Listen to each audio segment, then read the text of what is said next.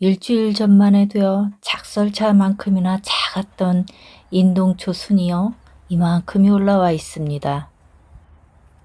봄볕을 받아서요, 줄기는 금빛이 나고요, 이파리는 저렇게 진초록입니다. 참으로 많은 이름을 가지고 있는 그런 식물 중에 하나인데요. 인동초라고 하고도요, 금은화, 뭉방나무, 겨우살이 덩쿨, 뭐 이런 이름들이 많이 있습니다. 손질하시고요, 깨끗이 씻어서요, 물기를 일단 제거해야 됩니다. 달궈진 팬에요, 인동초 순을 덮어 보겠습니다. 이 덮는다는 게 살청인 것인데요. 제가 지금 심하게 누르고 있는 것이 아니라 이파리 하나하나가 다 골고루 열을 받을 수 있도록 모두 감싸주는 그런 행동입니다. 살청이란 말 자체가요, 푸른 대나무를요, 열을 가해서 푸른빛을 빼주는 그런 것이거든요.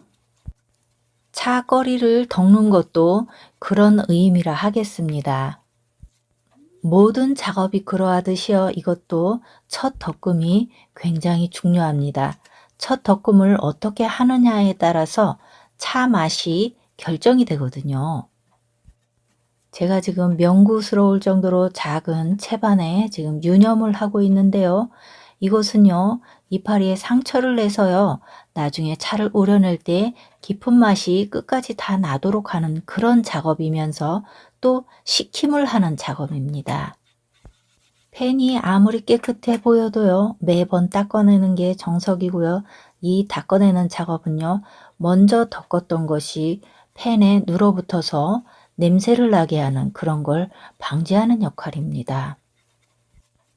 뜨거운 팬에서 덕금을 할 때는요, 줄기든 이파리든 하나의 낙오도 없이요, 모두 골고루 열을 받을 수 있도록 그렇게 합니다. 제가 차를 이렇게 조금 덮어보기는 머리털 나고 처음인 것 같습니다. 이런 식으로요, 조금씩만 채취를 해서 서너 가지만 준비해 두면은요, 1년 동안 골고루 즐기실 수 있는 양이 될 거예요. 차 종류는요, 한 가지를 오래 드시는 것보다요, 여러 가지를 준비해 놓고요, 한 3, 4일 정도로 바꿔서 드시면은 몸에도 이롭고 맛도 새롭고 즐기기도 아주 좋습니다. 채반에서는요, 완전하게 식은 걸 확인하신 후에 다시 팬에 올립니다.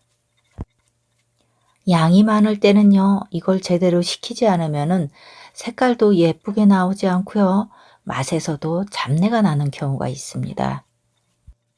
인동초의 약성을 동의보감을 한번 읽어볼까요? 동의보감에서는요, 보정강장제에서 이뇨제까지 쓰인다고 하고요, 소화기 질환에 효험이 있다 이렇게 있습니다. 그리고요, 오한이 나면서 몸이 붓는 것과 발진이나 혈변에 쓰면서요, 오시를 치료한다 이렇게 돼 있네요. 제가요, 왕실에서 애용한 약용차라고 안내를 했는데요. 조선왕조실록에요, 정조 10년 알아놓은 세자에게 인동차를 올려서요, 세자의 피부에서 열을 식혀주고요, 또 반점도 사라졌다라는 기록이 있습니다. 또 다른 기록이 있는데요. 순조 14년에요.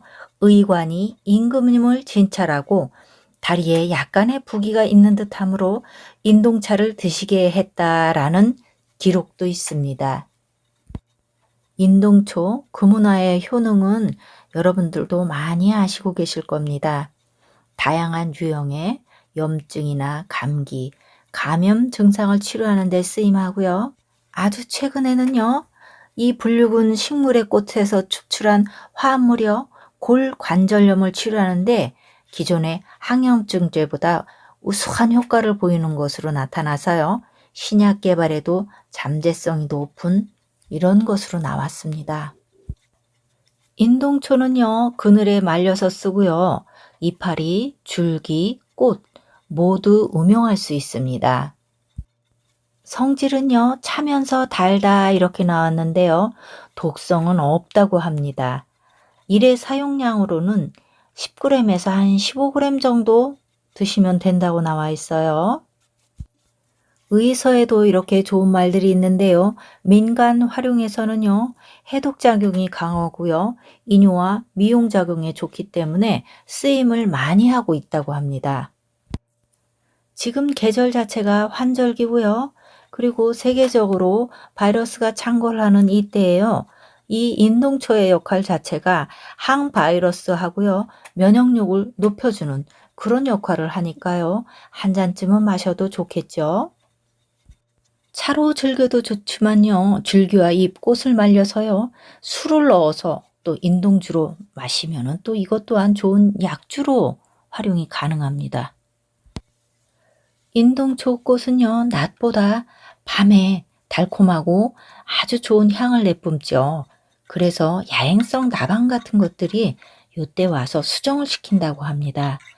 그리고 처음에는 하얀색 꽃이 피었다가요, 나중에 노란색이 되는데요. 먼저 피는 꽃이 있고 나중에 피는 꽃이 있어서 노란색과 황금색 꽃이 같이 어우러지는, 그래서 더 예쁜 꽃입니다. 인동초는요, 중국, 일본에도 분포를 하고 있고요. 중국에서는요, 고혈압 치료제로 쓴다고 합니다. 우리나라에서는요, 이렇게 귀한 대접을 받는 그 문화가요, 북아메리카, 미국 쪽으로 건너가서는요, 그쪽의 자생식물들의 생육을 방해하고 있대요. 그래서요, 칡농굴과 함께요, 관리하기 어려운 잡초로 분류를 당했다고 합니다. 그래도요, 꽃에 꿀이 많아서요, 밀월식물로 돼 있습니다. 이름 자체가 허니서클로 들어가 있습니다. 이렇게 예쁜 이름을 받은 것만으로도 참 다행인 것 같습니다. 미국 어느 제약회사에서는요, 식품 보조제로 개발 판매하고 있다고 합니다. 결국 인동초는요, 동서양을 막론하고요, 약효가 보증된 셈입니다. 찻잎을 덮다가요, 이것이 얼마나 말랐나를 알아보기 위해서 손으로 만졌을 때 바스락하고 부서지면 다 된 것입니다. 그래도 저는 잔여 수분을 제거를 해 보겠습니다. 저는 한지를 깔았는데요. 찜 채반을 까셔도 괜찮고요. 그리고 광목을 저는 2장을 겹쳐서 깔았습니다. 그리고 덮은 찻잎을 올리고요. 뚜껑을 닫고 김서림을 기다리겠습니다. 이렇게 수분 제거를 할 때는요, 일단 저온부터 시작하겠습니다. 저온에서 몇 번 해서 수분이 다 날아가서 습기가 채이지 않으면 한 단계씩 한 단계씩 올려서 마지막에 수분 체크가 되지 않으면은 그것으로 마무리하는 것으로 하겠습니다. 자, 저는 수분 체크를 다 끝냈고요. 한 번 더 덮어서 구수한 맛을 첨가해 보도록 하겠습니다. 이것은 고온이고요. 한 20초 정도, 30초 정도 덮으면 될 것 같습니다. 저는 양이 많으면 조금 더 덮을 때도 있고요. 이거는 어린 순이라서 30초 정도만 덮었습니다. 작년 여름에는요, 인동초 잎과 꽃을 한 번에 덮었었는데요. 덮는 내내 인동초 향이 그득했습니다. 지금은 봄에 새순만 덮어서 그런지요, 일반적인 냄새 외에는 꽃향이 나지는 않습니다. 고온에서요, 향미 첨가가 끝나면요, 얼른 꺼내주는데요. 저는 쏟아붓지 않고 일반 종이에다 빨리 담았습니다. 팬에 불을 끈 상태이고요. 소독된 유리병에다 담을 건데요. 유리병 자체가 온도가 다르면요, 그 안에 습기가 맺힙니다. 그래서 저는 다 덮어진 약초와 함께 유리병의 온도를 똑같이 한 후에 입병을 합니다. 병이 커서요, 이렇게 하기 힘들면요, 렌지에 20초에서 30초 정도 돌리면요, 온도가 똑같아지니까요, 그렇게 활용하셔도 좋겠습니다. 인동초 줄기는요, 오른쪽으로 돌아가는데요, 간혹 왼쪽으로 돌기를 하는데요, 이것을 좌전등이라고 해서요, 더 좋은 약재로 취급했다고 합니다. 차를 덮고 나면요, 금방 드시는 것보다요, 3시간 이상 하루 정도의 숙성 시간이 지나고 나서 드시면 훨씬 더 맛있습니다. 찻잎에 뜨거운 물을 부어서 처음에는 세차를 해서 버립니다. 뜨거운 물로요, 보조 주전자와 잔을 데펴주고요. 첫 우려낸 물을요, 보조 주전자에 부어 놓겠습니다. 그리고 재탕에 또한 뜨거운 물을 붓고 우려서요, 초탕한 것과 합해서 같이 음용하도록 하겠습니다. 첫물로 우려낸 차는요, 아무래도 맛이 좀 가볍습니다.